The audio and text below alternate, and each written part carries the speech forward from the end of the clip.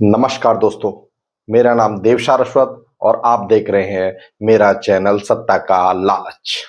तो दोस्तों, आज हम एक ऐसी घटना के बारे में बात करने वाले हैं जो पूरे देश में तूफान मचाए हुई है।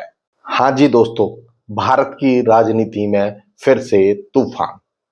राहुल गांधी ने वोटर लिस्ट में गड़बड़ी और एसआईआर प्रक्रिया पर बहुत ही गंभीर सवाल उठाए हैं। वहीं पर अमित शाह ने तीखे और आक्रामक अंदाज में पूरे आरोपों को पूरी तरह से खारिज कर दिया।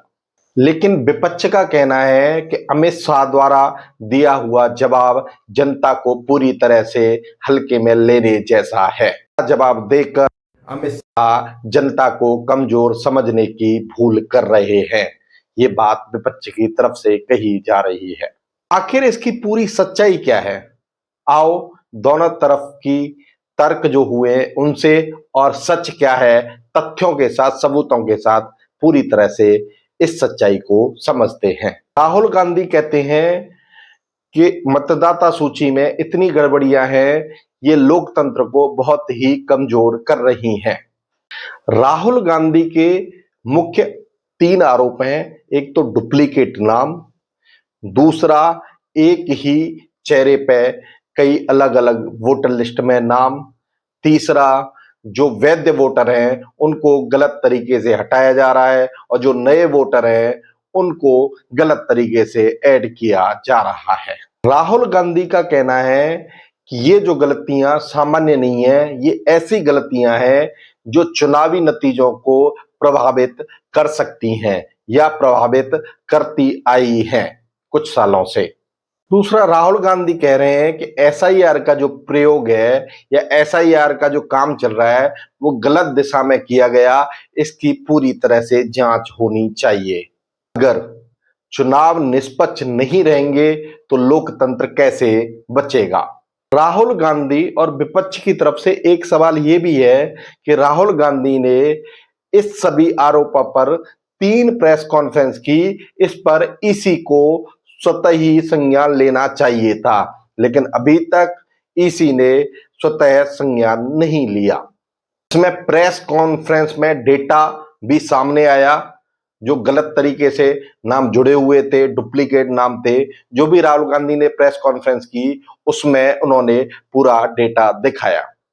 दूसरा, कुछ जो पोस्ट है वो सोशल मीडिया पर भी आए, जिनमें सोशल मीडिया पर शिकायत की गई कि भाई मेरा नाम गलत तरीके से हटाया गया, फिर ये नाम डुप्लीकेट है। मतलब अलग अलग तरीके से कुछ सोशल मीडिया पर भी पोस्ट, और कई वोटरों ने अपनी शिकायतें भी पोस्ट की कि भाई हम इस जगह पे रह रहे हैं लेकिन हमारा नाम गलत तरीके से हटाया जा रहा है, यानी हम वहीं पर रह रहे हैं फिर भी हमारा नाम हटाया दिया जा रहा है। तो ये कुछ शिकायतें लोगों ने पोस्ट भी की।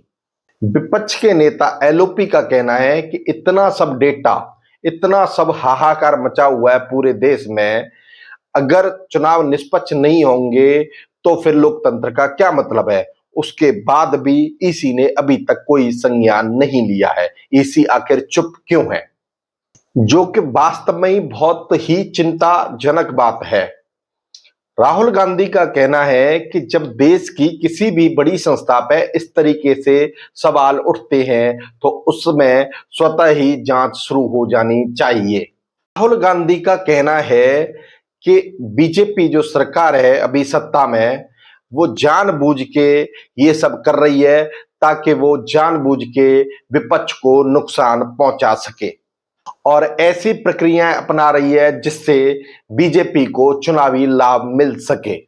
मतदाता सूची में गड़बड़ी, वोटरों का नाम डिलीट होना और एसआईआर का गलत तरीके से होना, एसआईआर का गलत इस्तेमाल, ये सब जो हथकंडे हैं बीजेपी के सत्ता में बने रहने के लिए हैं, ऐसा विपक्ष की तरफ से और राहुल गांधी की तरफ से आरोप है। जहां पर भी सत्ता डगमगाती है वहां पर नियमों को हथियार बना दिया जाता है।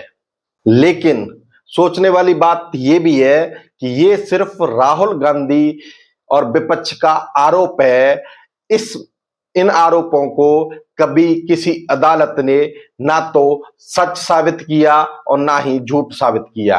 यानी ये तो ना सच प्रमाणित हुआ है और ना ही ये पूरी तरह से खारिज हुआ है अभी तक किसी अदालत में। और अब आते हैं अमित शाह के जवाब पर। अमित शाह का दिया हुआ जवाब बड़े ही कड़क और तीखे लहजे में था। विपक्ष कुछ भी बोल दे, इससे पहले भी विपक्ष को हर चीज में साजिश दिखती है।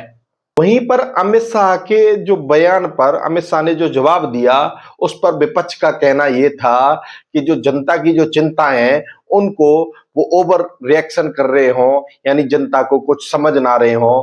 उन्होंने उस तरीके से डरा हुआ, सहमा हुआ और गुस्से में, तीखे लहजे में वो जवाब दिया ताकि वो चिड़े हुए हों कि ऐसे सवाल हमारे ऊपर क्यों उठ रहे हों, यानी हम एक्सपोज हो गए हों। यानी विपक्ष का ऐसा कहना है कि बीजेपी का जो जवाब है वो इस तरीके का था कि वो कहीं पर एक्सपोज हो गई है, तो इसलिए अमित शाह ने एक डरे हुए अंदाज में, यानी घबरा कर तीखे अंदाज में इस तरीके से ये जवाब दिया। अमित शाह कहते हैं कि मतदान प्रक्रिया हम कितनी बार समझाएं।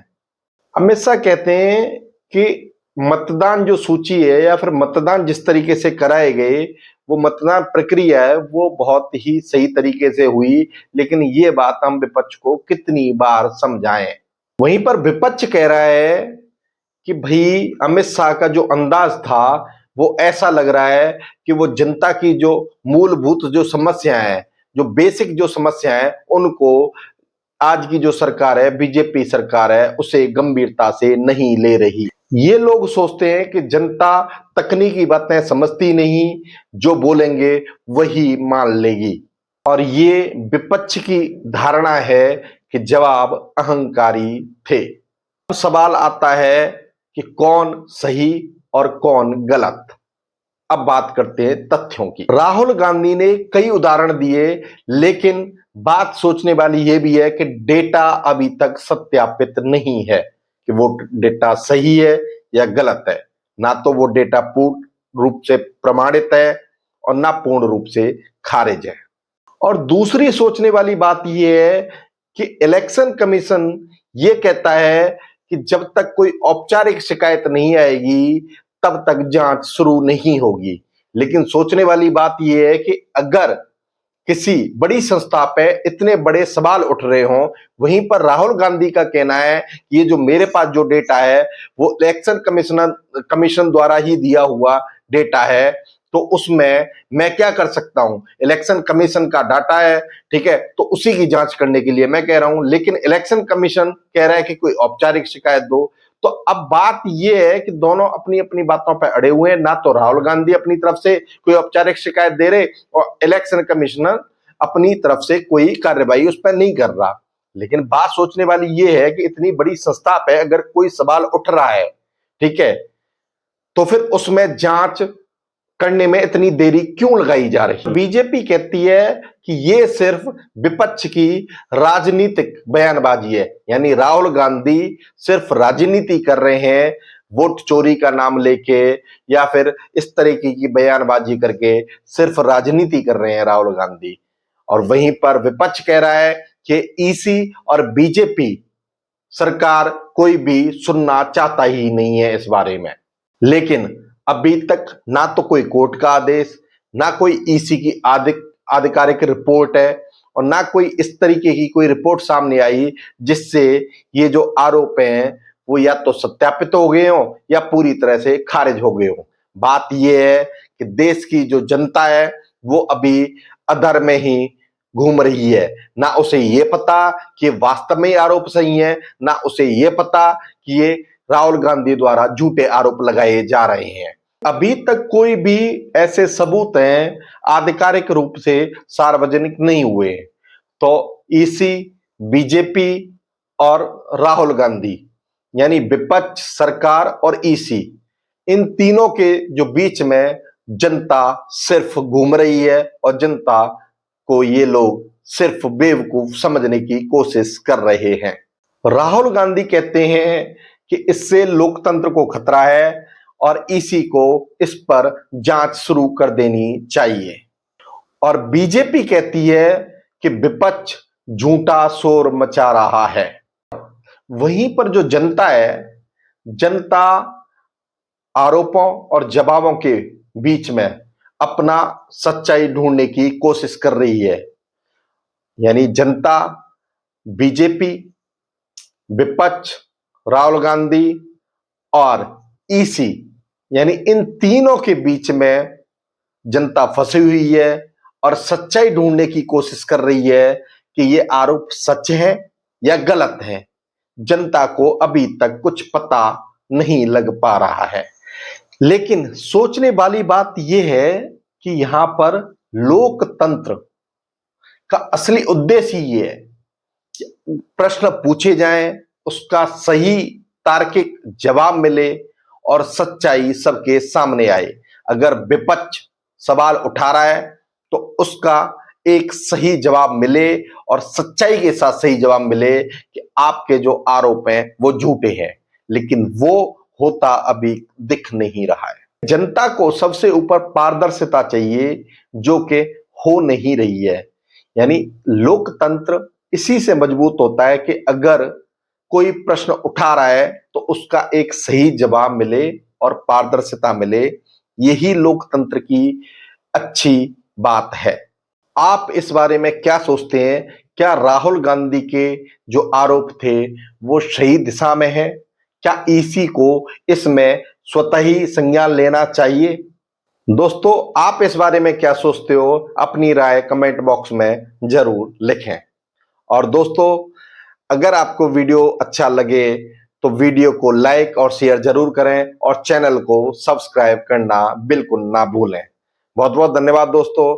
आप देख रहे थे मेरा चैनल सत्ता का लालच। यहां पर सभी तरफ से सिर्फ सत्ता का लालच ही दिखाई दिया, चाहे विपक्ष हो, चाहे सरकार हो, चाहे इलेक्शन कमीशन हो। जनता सिर्फ बीच में तीनों की तरफ देख रही है कि सच्चाई क्या है। यानी सभी सत्ता के लालच में जनता को दरकिनार कर रहे हैं। धन्यवाद दोस्तों, नमस्कार।